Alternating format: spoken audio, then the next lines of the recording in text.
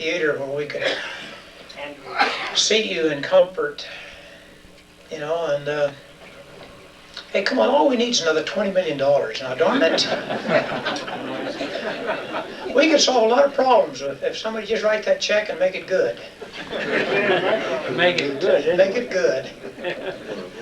But I'm excited today. Tried to get Bernie down here for a long time, and this time he finally weakened and agreed to come down.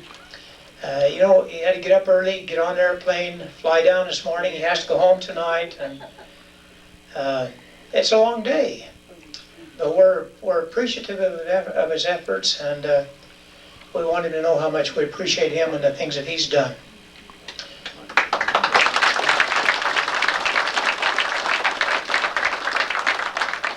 So I'm going to give this to him, and he's got a tape we want to try and play and some different things, and we'll just wing it and go from there. And so, you want to just sit down and talk about it? Well, I'll just stand up for a few minutes. Okay, then you can sit down with it. I'll stand up for a little while and then fall down for the rest. I'm very happy to be here with you. I've had an invitation to come down, but it seems like it's awful hard to make, to get out of the house and get going. I'll have to apologize for this here. I think most of you know I got Parkinson's, and inside I'm okay, but on the outside I shake a lot. I thought what might be interesting for you is we had a tape made of the rescue. During the rescue portion of the mission, there was a C-123 in the area, and he turned his tape recorder on and got the latter part of the mission. And I'm not sure who it was that made the tape, but sometime later they sent me a copy of it. I've got it on the machine here, but at one time, I should have done this a little earlier. They had it all printed out on a piece of paper so you could follow language. When the jets check in, you can hear them, you can tell who they are and what they say. When the old prop-driven airplanes check in, there's all that whoosh, you can't hear what they're saying, so we can follow along. But maybe you could get some of the feeling of the tape. It is completely unedited, uncut, and does contain language rather on the loose side. Some discretion should be used in the playing of it. It involves initially the dramatic rescue of Major Stafford W. Myers by Major Bernard Bernie Fisher. The tape begins at the point where Major Myers had crashed and continues for about 20 minutes of the battle. The tape follows.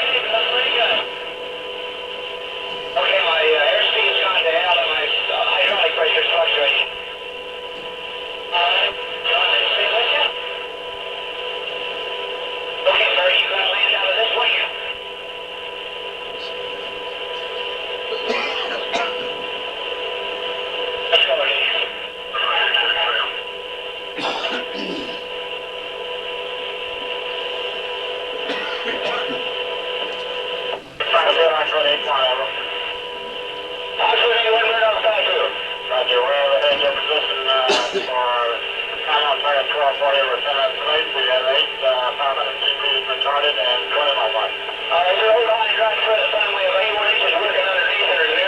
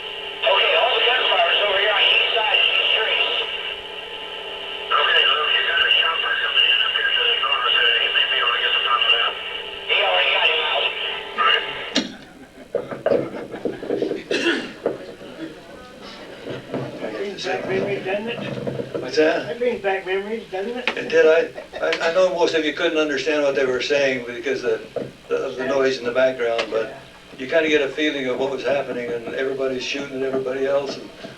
And we lost 13 airplanes in the fight, and we lost about 400 men. It was kind of an expensive operation. This was the second day of the mission in the Ashaw Valley.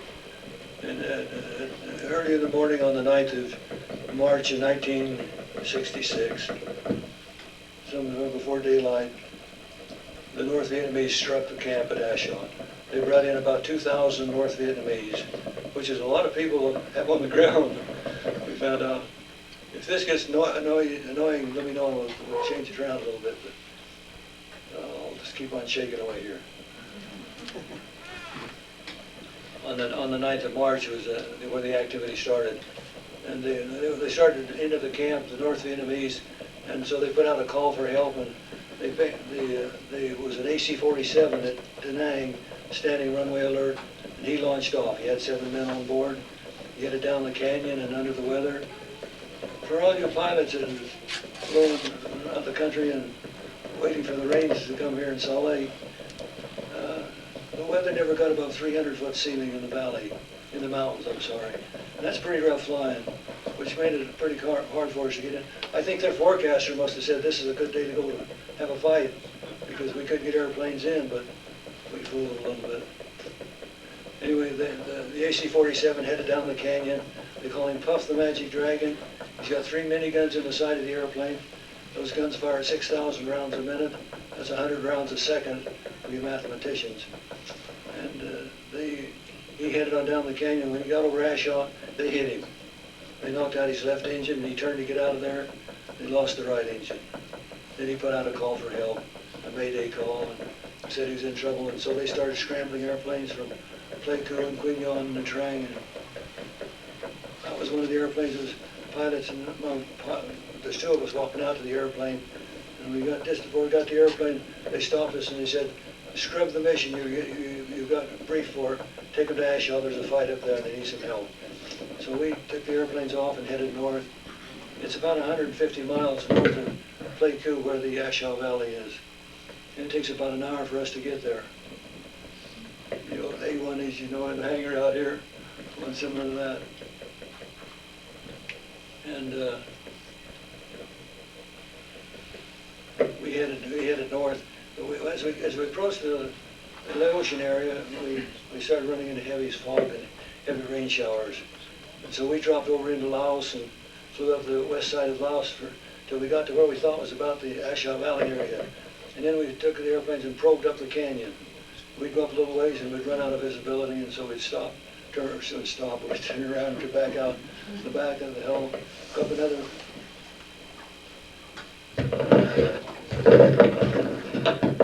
This is my son, Dr. Courtney Fisher.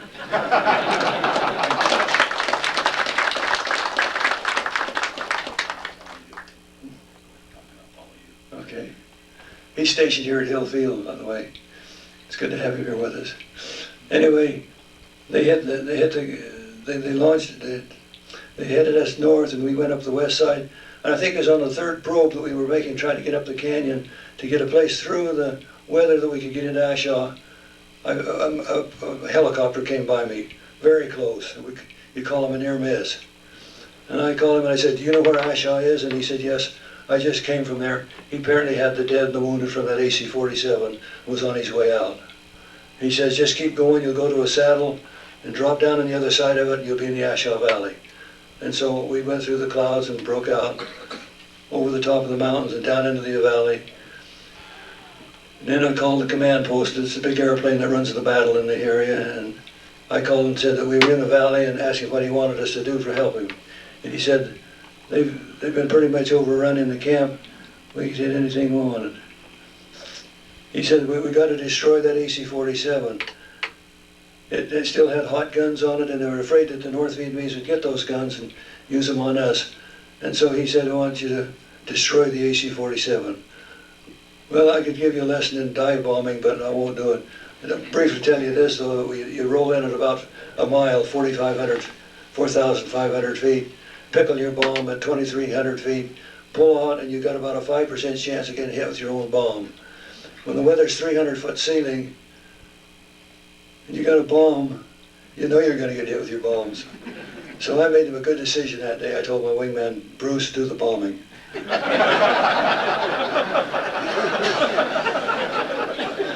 Bruce didn't hesitate. He went down the canyon a couple of miles, turned around, and come back with all the speed the old A1 could get out of it. And he came across that AC-47 and he pickled 6 bombs, boom, boom, boom, boom, boom, and pulled up, wide open, as hard as he could go. And he went out through the top of the clouds at about 10,000 feet. And then for the next couple of hours, I stayed down below and he stayed up on top. And as airplanes would come into the air to help us, they would circle with him over the spot that we could get down. And as they line up with the canyon, I'd call them and say, it's just a DF steer is what it is. I could pick them up on my Homer, and I'd say, and I had 120 degrees in descent. And so they'd punch it in and down, they'd go and get into the camp that way. And then Bruce called a little while, a couple of hours after we'd been there, and said, I'm bingo fuel. That means I'm running out of gas, or I've got to go get fuel.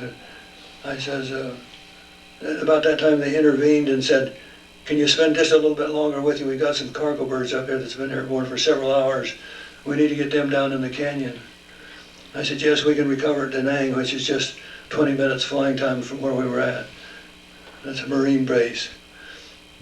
And so we went in, but I don't want to drag this on too long and take too long, but we found out that it's better to take these cargo birds down about 10 miles from the camp where there was a hole in the clouds and bring them down through the hole. And I said, what I'll do is follow me north and we'll stay in contact on the radios. And when I get to the hole, you might remember that when you're looking up through the clouds from the ground, you can see pretty good, but when you're looking down into the ground, it's black and you can't see the ground.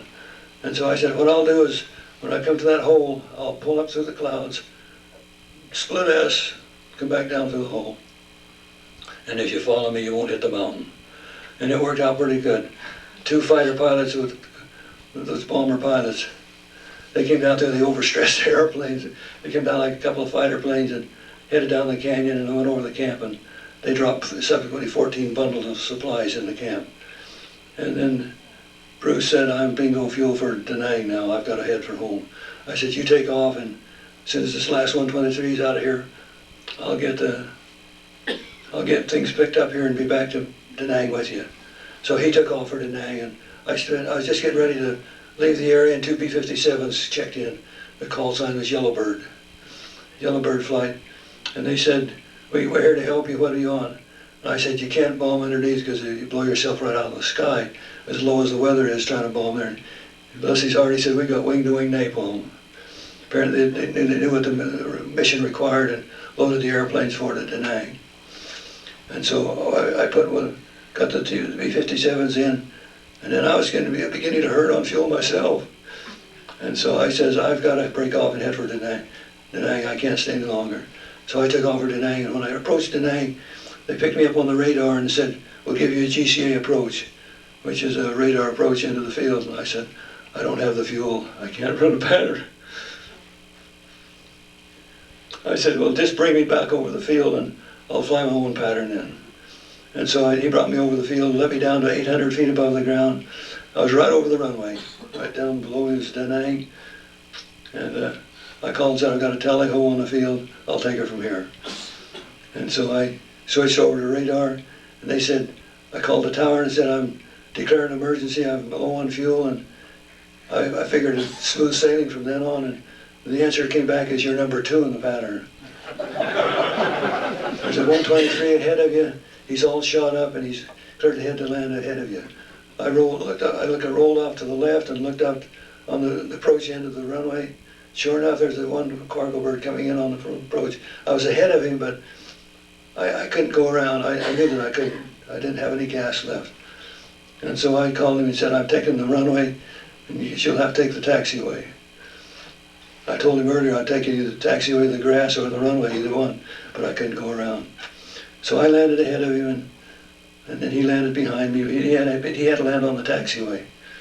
And sometime later, I met that Air Raid pilot, and he told me what he thought of A1E pilots forcing cargo birds off the runway.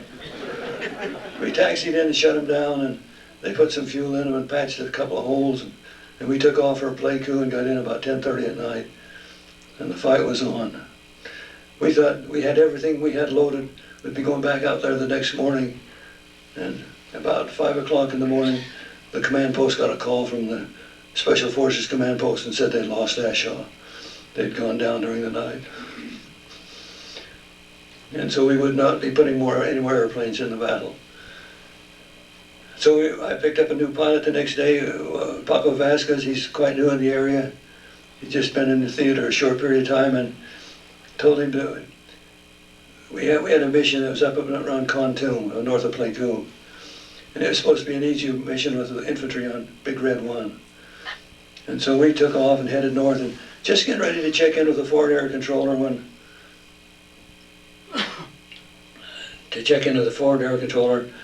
and we got a call on guard frequency, and they said, take your airplanes to latitude, longitude. I looked at my map and I said, is that Ashaw? And they said it is. They've just reestablished contact with some troops on the ground, and they need some help very badly. So I said, we took them up and headed, I think we went in about 12,000 feet over the tops, and came in over the clouds, and all it was white clouds and mountain peaks. Going to get down to there is be terrible. And if you try to penetrate it, you're going to hit a mountain, and, well, you can see the situation. And we probed several. The forward air controllers were the one that was controlling the battle. And they'd say, Condolfac, he would say, I think it's over in this canyon over here. He'd throttle back full flaps and go right through the soup. You listen to him, and he'd break out underneath and say, this is an Ashaw here. I think we had about 3 people probing the area. And finally, I flew across about 10 miles northwest of Ashaw. There's a break in the clouds. And I called him and I said, I know where we're at. I'm rolling in now for the run. So I rolled in, put my wingman in trail, rolled into the camp, and there was another flight of just crossed over our heads going into Laos, and they joined up with us. So the 4 of us went down through the hole in the cloud and headed for Ashaw. We gone about only a couple of miles, 2 miles or something like that, and the number 4 man got hit. So the 3 of us then went on into the camp. And we called them on the ground and asked them what they needed, and they said they'd been overrun, that they were inside of the camp. Of the 3 mortar bunkers they had at the Special Forces camp, they had lost 2. They had the one camp, the one mortar bunker which they were in at the time was taking care of the wounded and the dead. And so normally when you roll in like that, you roll in and bomb first, get rid of the big ordnance, and then you roll back and come back and strafe. But because of the urgency of getting in the camp right away and helping them get them off their back, we elected to strafe first. So I put 4 20mm cannons on the line, and I made my first run down the east wall. And I strafed the ground and pulled up. The object is to drive him back in the jungle. And Paco slid over 30 feet, and he strafed the ground, the east wall. And then he slid over 30 feet more. He strafed the ground, but before he pulled up out of the run, they hit him. Caught on fire and burst into flames, and he was in trouble. He didn't have enough altitude to jump out, make a successful parachute ejection, so he's going to have to ride the airplane in. We made a couple of quick snap decisions and decided he better try to put it in on the runway, even though it belonged to the North Vietnamese by then. Excuse me just a minute.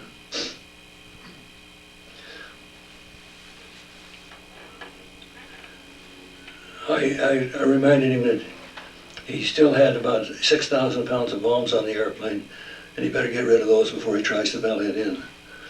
And then I could see he was hot, pretty hot, and wasn't going to make it.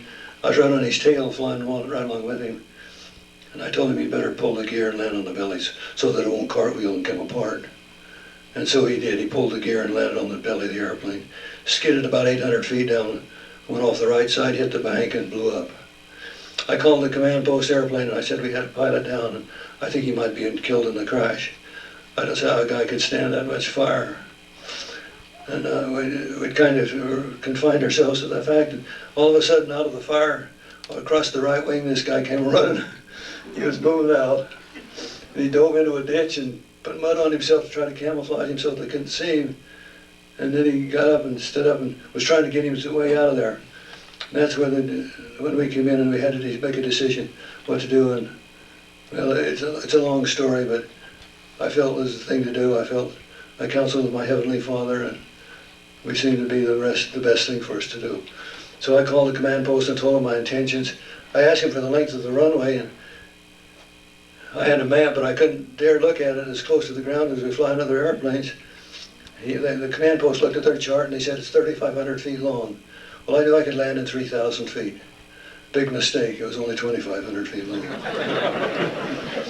And I tried to land one direction and I wasn't successful. I could tell I wasn't going to be able to stop it. So I bent around the other way and came in from the other direction, even though it was a little downwind. I put her on the ground and right on the tip of the end of the runway, slid and skidded about 800 feet down the runway. When I got to the very end, just like the book says, it's too short. And I went over the berm, and I thought it was a little short grass, I'd be all right. Went down through there, and it's a fuel storage dump. And I hit some 55-gallon barrels. I damaged the airplane. I got the dent in the right tail and the right wing. But I did get it back up on the runway, and I taxied back about 1,800 feet. And when I went by him, he jumped up and waved. And I seen him. I hit the brakes and stopped, and I waited, and he didn't get there, and I thought he must have got hit trying to get to the airplane. It became apparent to me at this time that they were hitting me pretty hard. And so I crawled over the side to get him, and as I did on the trailing edge of the wing, he was back there trying to get up on the wing. And he just couldn't make it. It's got you'll notice it's got a 14-foot four-bladed prop on it, and that was turning over a little too fast, and he couldn't fight against it. It was just blowing him off the wing. So I slid back into the cockpit, pulled the power back to idle, and then he crawled up on the side of the airplane and put his head and shoulders in the cockpit, and I stood up and put a foot on each side of him and pulled. And I guess I had a hold of his britches because he went in head first on the floor. And we didn't even take time to strap in. We just spun her around and opened her up and hoped we had enough runway. And when I got to the end of the runway, I pulled, and the horn was honking and saying, "You're stalled." I pulled it up and it went up over the trees and got the gear and flaps up and got some speed on the airplane, took her up to about 10,000 feet. I gave him a couple of canteens of water to drink, and we gave each other a big hug. He stunk like the dickens and he looked terrible. He'd put mud all over himself, and that didn't look very good, but we was going to take him to the hospital at Da Nang, and then we decided what we'll do is go to Plaquemine, get the airplanes fixed. So we headed for home. I called ahead and talked to the people on the ground, and they said they knew about the rescue and they were standing by to pick us up. So I landed straight ahead on the runway. I figured both tires are blown. They had peeled the cowling on the right side back against the fuselage, had holes in the wing, and they had done a pretty good job to me. And so I landed straight ahead and stopped on the runway. And the ambulance came along the side, and they jumped up and to take him out of the airplane, and he wouldn't get out of the airplane. There's no reason that I know of. Thank you. There's no reason I could say except he just didn't want to get out of the airplane. And so they said that the doctor says take him in and park the airplane and we'll take him to the hospital. So I pulled into the revetments, and he jumped in the hospital truck, and they took him up to the hospital and kept him overnight. He wasn't burnt near as bad as I thought he was. And this sort of history from then on. We went to 7th Air Force headquarters, probably had one of the largest press conferences it had at that time. I know I talked to the Chinese, the New Zealanders, the Australians. I talked to the Premier of Great Britain. What's his name?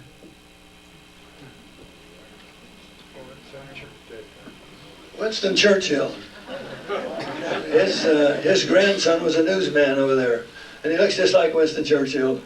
I had no doubt to identify him at all. But we told the story, and then the chief of protocol, whatever you want to call it, said to me, what do you think this needs